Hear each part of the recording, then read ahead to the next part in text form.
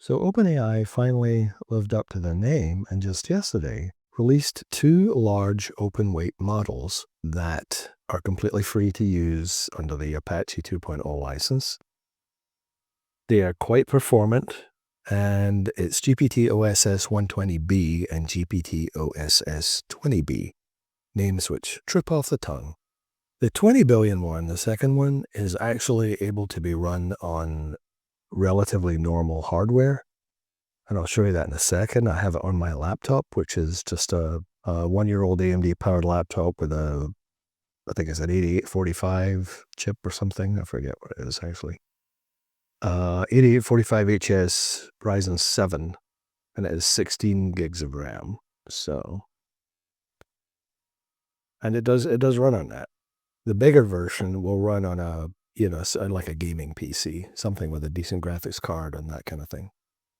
But this is great. These are open weight models, meaning you can, download them and use them on your own. You can modify them, look at them, that kind of thing. The Apache license is pretty permissive.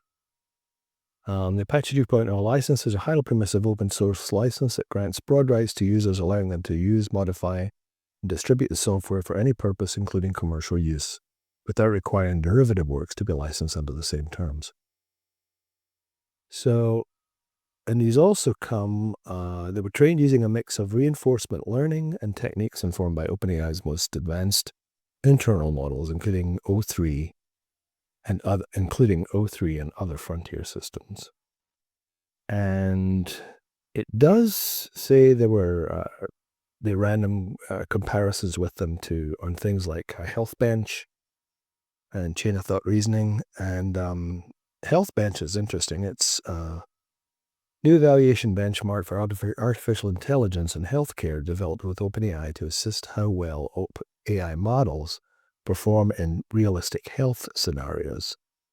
It was created in a partnership with 262 physicians from 60 countries who have expertise across 26 medical specialties in 49 languages. So I take that to mean if you ask the AI, I have a headache, what should I do? It's not going to tell you to grab a brick and beat yourself in the head and get the demons out, I'm assuming. So anyway, this is pretty exciting. It sounds like a very competent model, and it can be run on, relatively normal hardware. So here it is. I just gave it a question. List the planets in our solar system and give their size relative to the Earth. That's pretty straightforward. It'll take a little while the first time it runs because it has to sort of warm up, I guess. Subsequent questions are generally quicker, so I'll probably speed through this if I have to.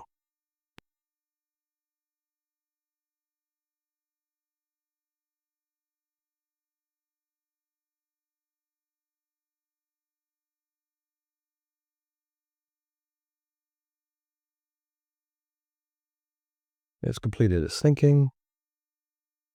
It's starting to pop these things out here. Oh, it's picking a little chart. How cute.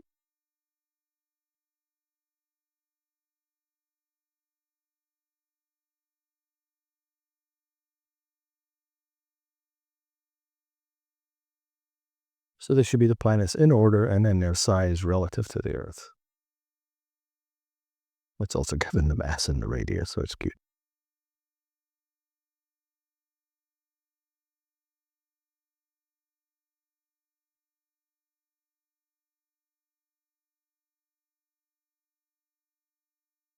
So as I said, not fast, it's faster than I could type, but it's not, it's not fast. But this is just on a regular laptop. So that's about 7.6 tokens a second. You can see down at the bottom here. Usually, when I've tried this before, it's between 7 and 9 tokens a second, something like that. So like I said, it's basically a reasonable typist speed, which is not terrible. But I have to commend LM Studio for getting us out so quick. LM Studio is what I usually use. There's also Llama that you can use to run these things as well. They provided support for this as well. LM Studio came out with a new version the day of.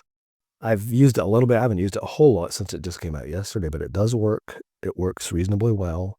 It's kind of surprising for such a big, because the download is about 12 gigs. So it's using all of the memory and presumably some of the swap space too. So yeah, quite impressive.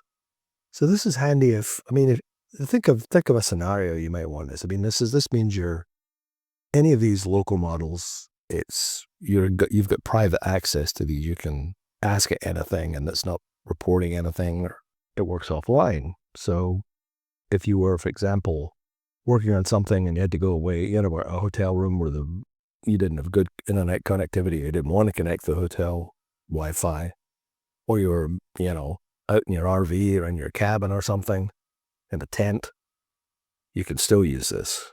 So, pretty impressive. We're getting closer to the point where you can actually have useful information sort of at your fingertips with something like this. Pretty cool. So that's another video in the can. If you found this informative or interesting, please consider liking and subscribing down below.